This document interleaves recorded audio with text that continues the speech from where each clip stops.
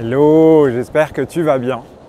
Aujourd'hui, une petite vidéo au bord de la rivière avec, tu sais, ces petites énergies autour de l'émotion, autour des émotions un peu profondes en fait. Tu vois, on est le lendemain du jour de la Vête, donc le 6 juin 2022, il faut quand même le faire.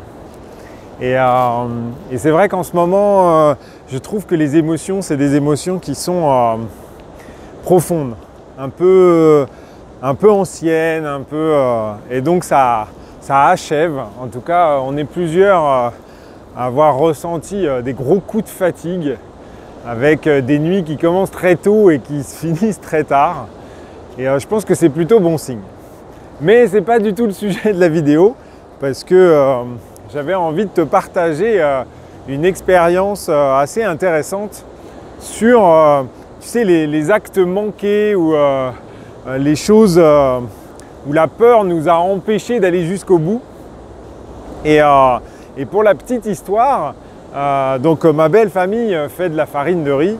Et avec ça, ma femme s'est motivée à faire des recettes de gâteaux et j'en passe.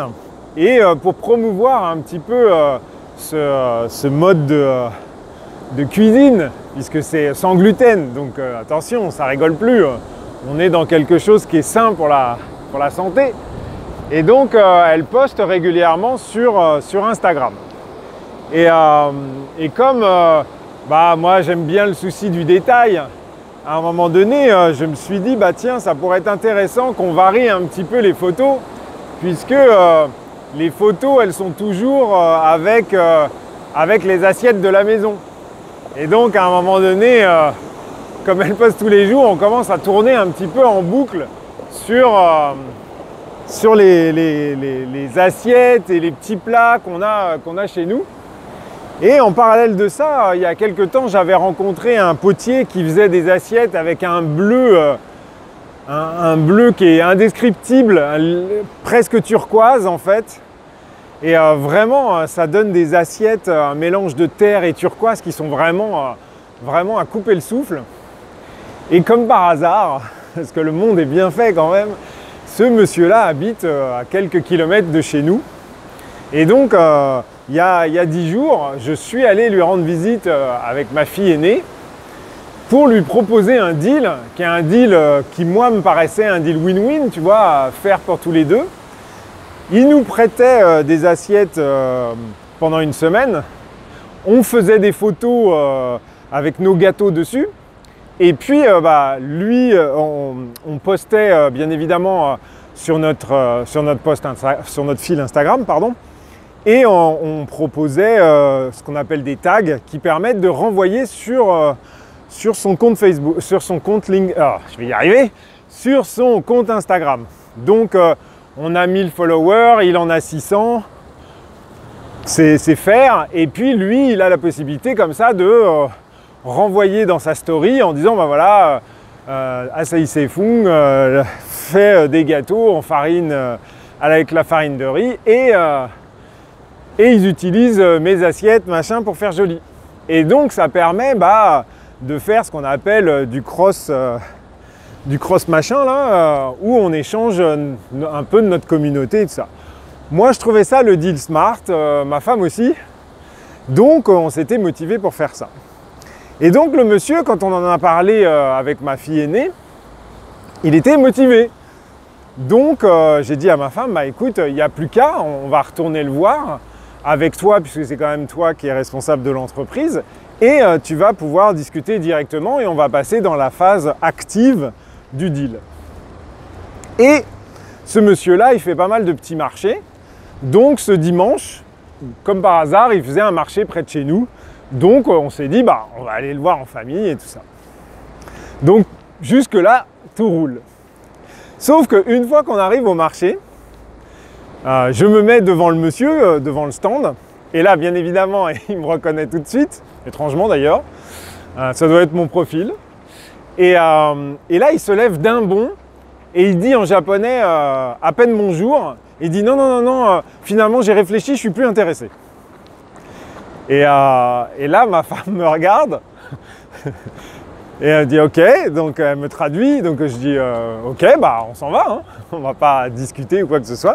Et donc nous sommes partis. Et donc ça s'arrête là. Et ce qui est fou de mon point de vue en tout cas, ce qui est fou, c'est qu'ils ne savaient même pas pourquoi on était là. Ma femme avait préparé un petit paquet pour lui faire goûter, parce qu'on fait d'autres produits avec la farine, dont du granola. Donc elle avait amené un paquet de granola pour qu'il puisse voir que on était motivés, que tu vois, que c'était faire. Et en fait, lui n'a même pas cherché à comprendre ce qu'on était venu faire. Il nous a coupé l'herbe sous le pied, comme on dit. Il nous a coupé net dans notre élan. Et en fait, il nous a littéralement castrés. En tout cas, sa peur, puisqu'on sentait, je voyais sur son visage qu'il y avait quelque chose. Et voilà.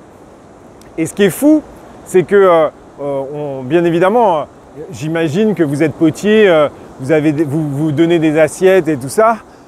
Bien évidemment, vous demandez une garantie, une caution, ce qu'on aurait tout à fait, bien évidemment, donné.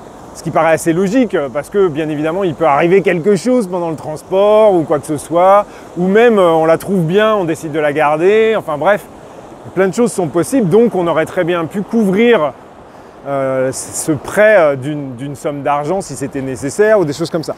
Mais même pas. En plus de ça, on aurait très bien pu venir acheter parce que c'est l'anniversaire de la belle-mère bientôt et qu'on s'était dit qu'une belle assiette comme ça pouvait faire plaisir.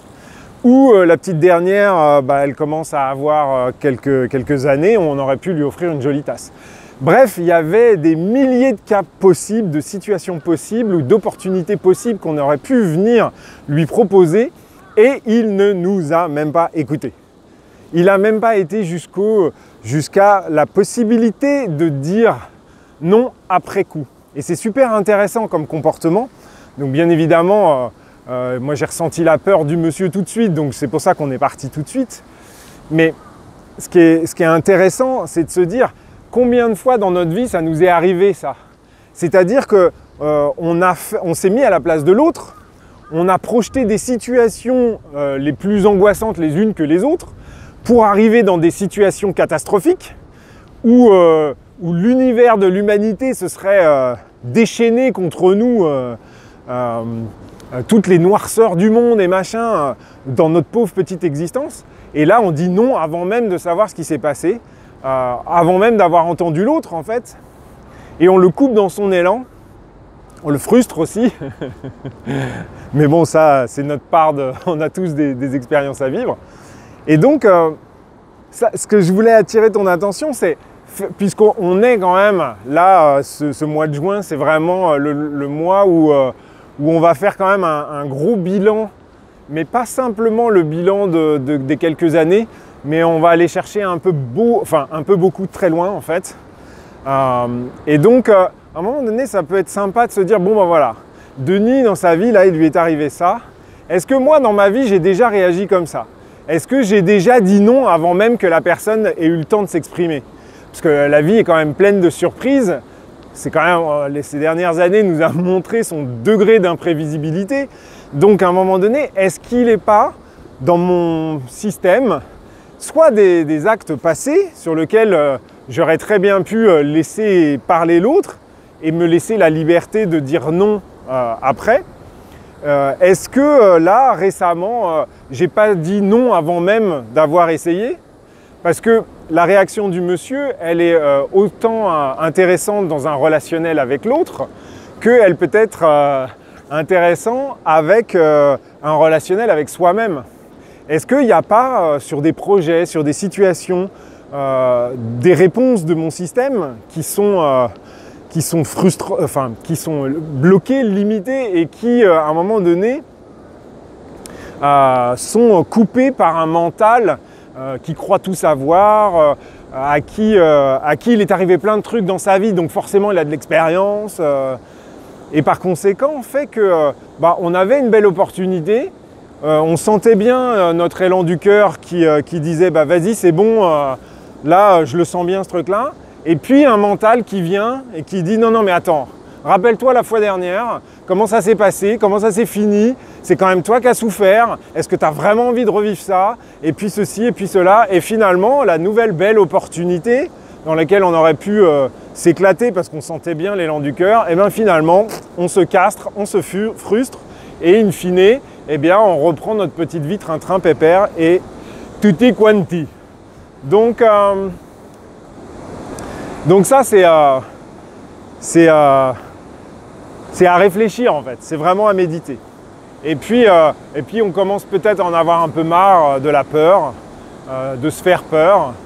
Finalement, ce qu'il a montré le monsieur dans sa réaction, c'est outre le fait qu'il s'était fait des films, parce qu'on est des gens corrects, il n'y avait aucune raison qu'on lui fasse du mal.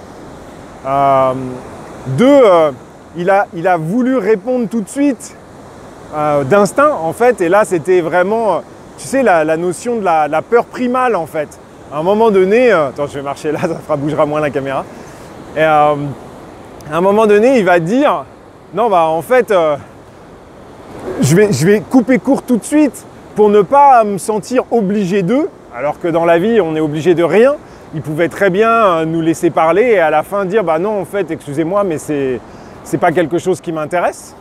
Malgré tout ce que vous avez bien pu dire, en fait toutes les propositions que vous m'avez faites, bah non en fait ça m'intéresse pas plus que ça.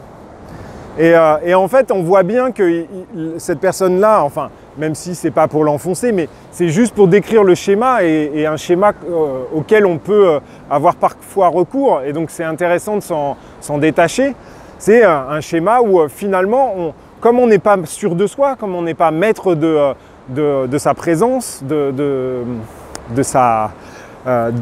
fait d'avoir pris sa place, et bien par conséquent, on a peur que l'autre nous manipule, on a peur que l'autre nous influence, on n'est pas capable de faire la part des choses et de se dire bah non, moi ma ligne de conduite c'est ça, et peu importe ce qu'il va me dire, de toute façon je vais rester là-dessus.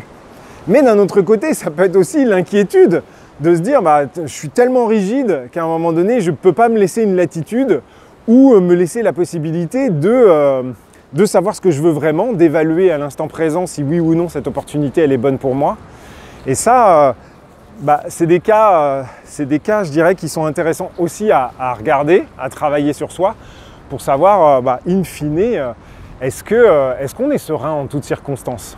Est-ce que peu importe ce que fait l'autre ou ce que me dit l'autre, je suis capable d'aller chercher dans mon cœur ce qui vibre juste pour moi et ensuite de vivre l'expérience que j'ai envie de vivre en fait, en étant respecté, en étant serein, en étant stable.